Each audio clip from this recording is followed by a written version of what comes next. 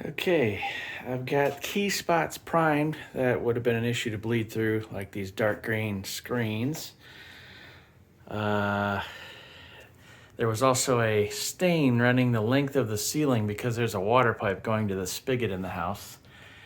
Condensation happens and then you get a stain. So I did the kills over that too because it's supposed to seal in stuff and not let it stain. So right over that spot. Anyway, this stuff's thick and it's weird to paint, so I just did the key areas, all the patches and stuff. And when I cut the power and turn it back on, my router fried, so I got to go buy another router for the house, which is annoying. But I might as well upgrade all that stuff, all the network stuff I want to mount on the wall here really clean and have the antennas all pointing up and all over the house, so it's easily accessible and not sitting on a box. That's the plan anyway. I gotta go to Home Depot, pick up a couple things, hit Walmart for a router. I need a bigger faceplate here. And I ripped out the baseboard all the way around, that brown rubber stuff. If I do get rubber again, there's a whole bunch of adhesive behind it. It's kind of a pain in the butt, but if I do get that rubber stuff again, I'm gonna get black just to keep it clean, keep it fresh. Okay, well, my buddy came over, the painter, and we got the seams all caulked all around the room. So we got nice crisp edges, and we painted the ceiling so it's white. We had a little leftover ceiling paint, just a little, so we got a thin coat of white in there to brighten up the window wells. We're gonna do those semi-gloss white. And he wanted to do all the cabinets white, so I just said, okay, let's do it. So we sanded the cabinets, the doors we pulled off, and the hardware. And those are all primed with this same kind of Kills primer. They're all laying out in the other room drying, and we're going to do those in semi-gloss white as well. And then I'm going to put the hardware back on them, the black hardware. So still haven't got to the wall color. Also, next time it's bright out and I'm available in the morning, I got to replace that outlet and that outlet. But next time we're going to paint the cabinets, get those white. It's going to take several layers, probably have to dry between them, take a couple hours. And then lastly, the wall color. So I have to cut that in and go all the way down. But we got two coats on the ceiling. Ceiling's not perfect. There's some tape seams and stuff, but that would just take a lot to fix. Anyway, more to come. Okay, got the cabinet doors, got one coat on them, semi-gloss. Got the window wells painted on that semi-gloss enamel. And of course the cupboards, first couple coats. More coats to come, at least 2 or 3. I'm thinking 3 or 4 actually, until they're really white. Okay, got all the doors back on after 5 coats of paint. They're a little tricky because these two are smaller. I accidentally put one of those over there, then it wasn't lining up. I'm like, what a pain in the butt. Pull it all off. This hinge was binding a little bit just because of the thickness of the paint, and the door was staying out a little bit. So I loosened that up. I might put a little spacer in there. Just another pain in the butt. Anyway, more sanding. I painted underneath. I didn't do 5 coats underneath, but enough that when I mount cabinet lights under here, that it'll give me a nice reflector, a nice soft light on whatever I'm working on a bench here. I was gonna put a bench under there, but so the light's hidden. I gotta figure out how to wire it up though. I don't know if I'm gonna do a switch or what, but there is a power outlet right below, so I could tap into that. Anyway, semi-gloss in the window wells, and I'm about to do the walls. I got all the way around is painted, couple coats, but now I got to cut in. I'm not really a cutter painter kind of guy, but I'm learning. We'll see. But this is the color.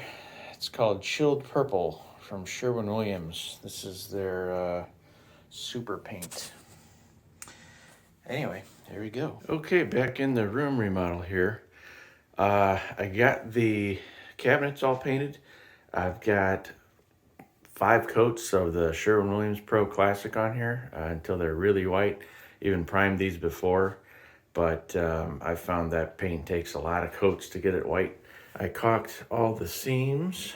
I'm not a pro, but my buddy who is did not stop back over soon enough, so I did it myself. But I think it came out okay. All the way along the top too, there was a little bit of a gap up here. It just finishes it off a lot cleaner. I did 1 coat of this color. It's called Chilled Purple, of their Sherwin-Williams, again, super paint. And I thought it was going to be good.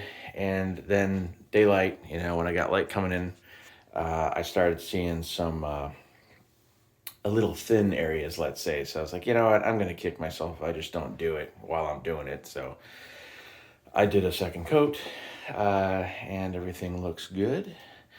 I did the rest of the outlets, replaced those, one down the end too. These are actually, the boxes down here are grounded.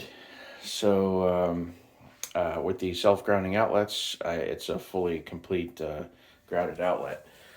There are also 20 amp outlets. It's a 20 amp breaker, and it's 12 gauge wiring. So anybody that was complaining that I'm putting the wrong thing in, 20 gauge outlet goes to 12 gauge wire, goes to a 20 amp breaker. So there. I love doing outlets. I've done tons of outlets, and I do them right. So they're all wrapped and everything when they're done. So even if somehow a screw got into that box, it's not going to short out on the outlet. These are the final 4 choices for my flooring. I got about, 10 of them, and I narrowed it down to these 4. I picked this one because I wanted a darker color, to offset the white, so it'd be light up high, because I painted the ceiling white, the cabinet's white, the walls gray, but the it's out of stock, so I gotta wait like 4 to 6 weeks or some crazy thing. So I don't know if I'm gonna go with that one. This one's interesting. This one costs more. So this is a small room, 6.5 by 12.5. This one, just for the flooring, would cost like $350, which is okay. It's also thicker. This one would be like $100 less, but they don't have it. I'm not sure which one. Which one do you like? This one's in stock, but you almost can't see the wood grain. Like, it might as well be just a black rubber floor. But I heard that rubber can be porous and hold moisture in basements and then smell musty, and I don't want that. So I'm probably going to do one of these. If they had that in stock, it would just be an easy choice for me. Anyway, here's the runners up.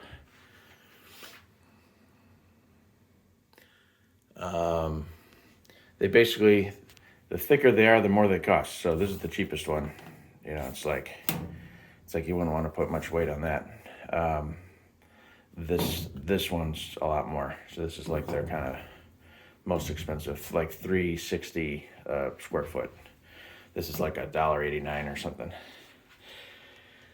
Anyway, ceiling before was the color of the wall, same color of the wall. Now, ceiling is white. I did semi-gloss on the trim all the way around, so this is white, but it's not the flat ceiling paint, which is a pain because you got to cut another color in, whatever. I think the little touch helps out. And then I did the semi-gloss around the windows, semi-gloss in the window wells, so it's easy to clean and vacuum out, when it gets dusty. And that's that. So I'll stop rambling. Thanks for watching. I'll be back for the next update. Let me know which flooring you think for in here, though, because I'm not sure yet. Obviously, any of them are better than this. This is disgusting, right? All right. Have a good one.